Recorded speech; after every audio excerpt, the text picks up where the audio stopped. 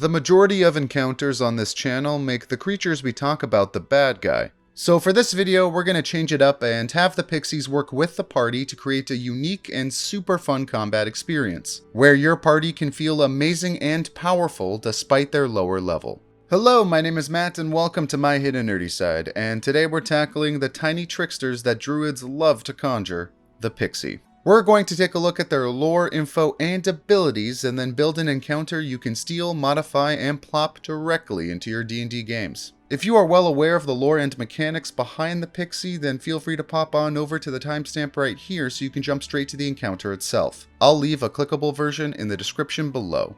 Alright, let's take a look at Pixies. To make sure this video is a decent length, we'll only be pulling the Pixie lore, info, and abilities that exist within the monster manual, all of which can be found on page 253.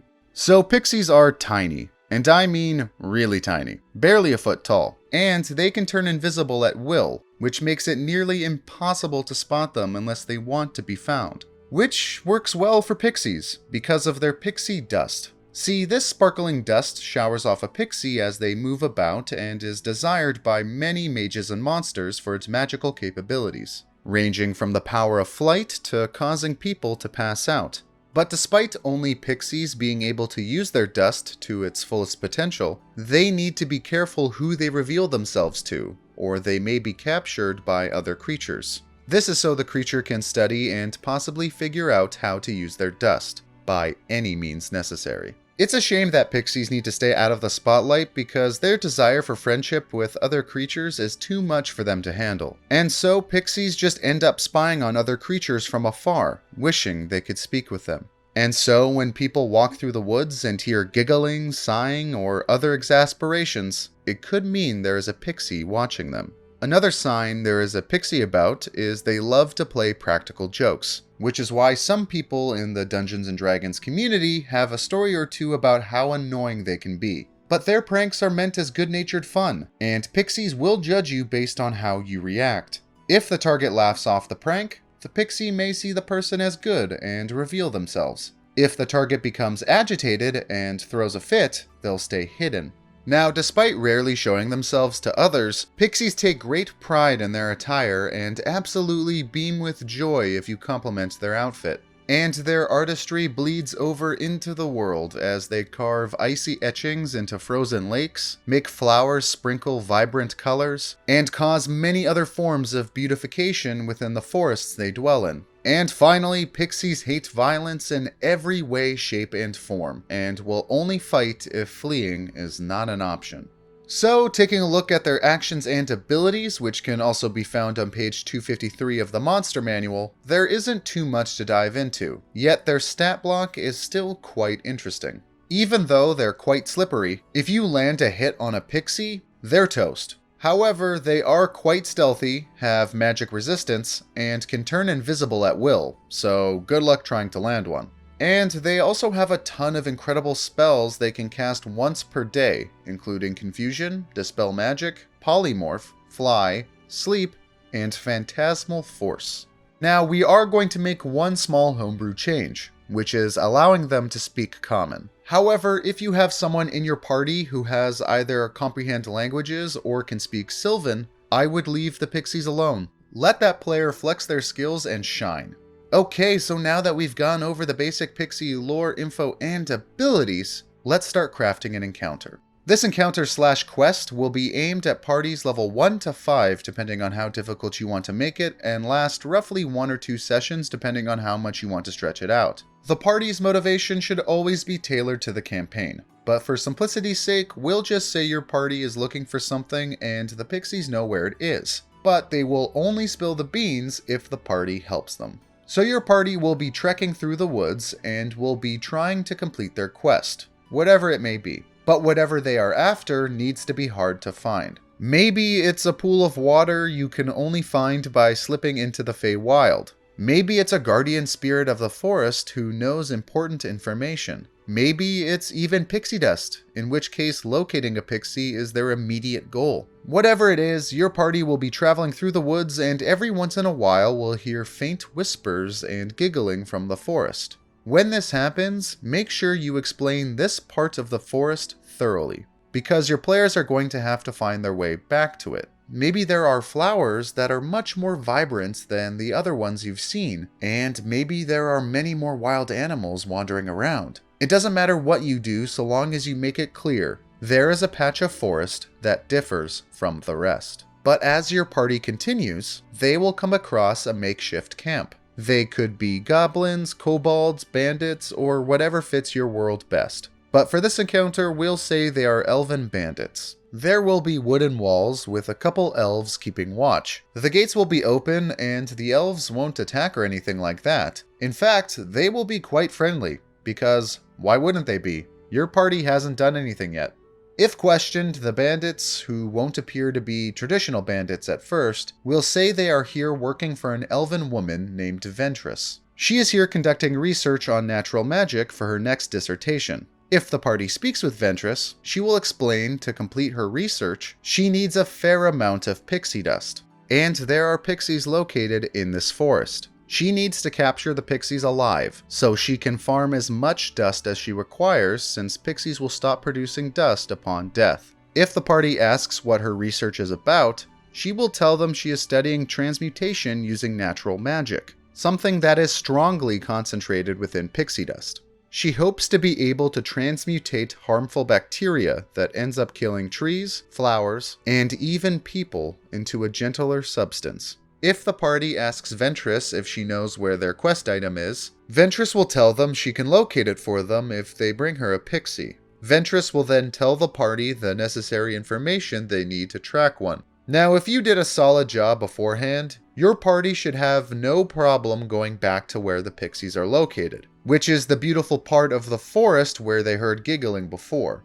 Whatever your party does to lure out a pixie is up to them. But if your party is able to capture a pixie, or have one reveal themselves to the party, the pixie will explain the situation. It is true Ventress is wanting to study pixie dust. However, what she didn't tell the party is what she's doing with the pixies.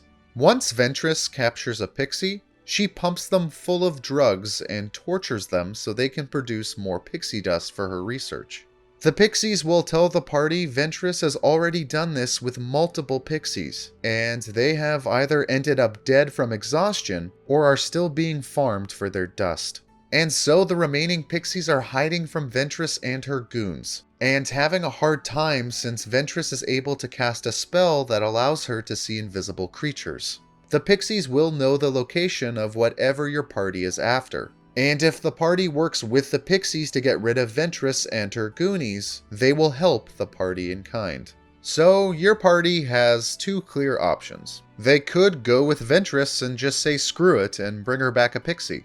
If your party is comprised of evil bastards, then the pixies will do anything they can to flee from the party.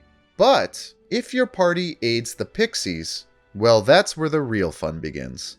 Now, normally there will be way too many goons for your party to handle. However, there will be as many remaining pixies as there are party members. And so, the pixies will tell the party they will help by polymorphing them into powerful creatures of the forest. That's right, everyone in your party are becoming literal beasts for an encounter.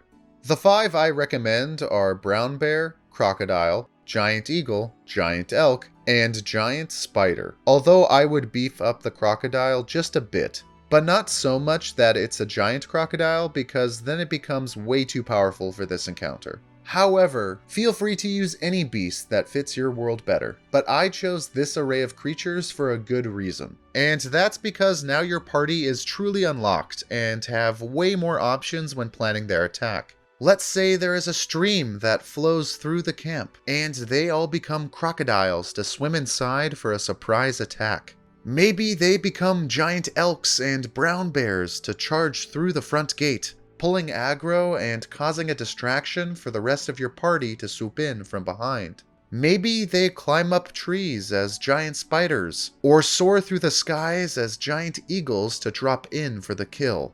Or a beautiful medley of all 5. The sky is the limit, like, literally.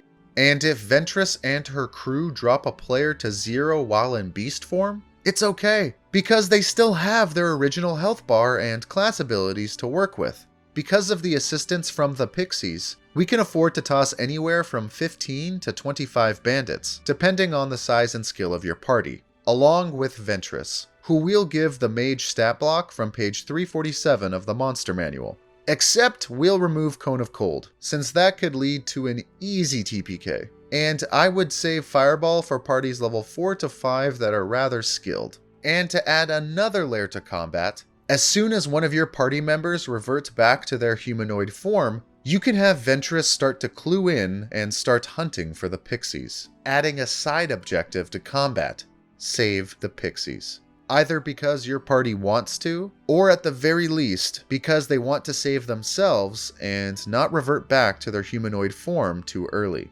And remember, the Pixies only need your party to get rid of Ventress and her goons, so death doesn't have to be the answer. So long as they leave the forest in one way or another, the Pixies will call it a victory. And whether or not your party helps the Pixies or decide to help Ventress, afterwards, they will receive their prize.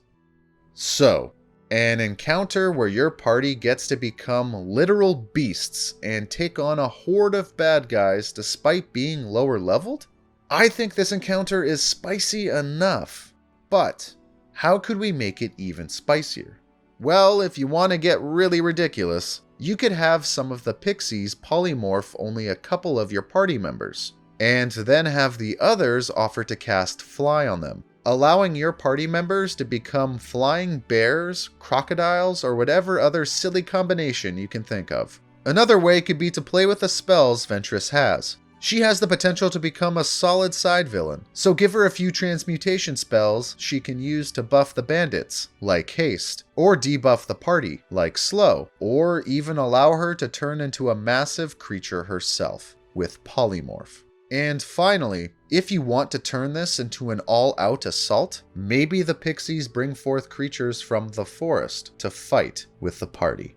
But of course, these are just some of the many ways you can use Pixies in your Dungeons & Dragons campaign. There are tons of different ways to take this encounter and spice it up, so please let me know what you would do in the comment section below so I can nerd out over it and smack myself in the head for not thinking of it. Also, let me know if there are any creatures that you would like me to build an encounter for in my future videos. I'm going to try and put out at least one of these videos a week, so feel free to subscribe and share this video around if you liked it, and stay tuned for upcoming content.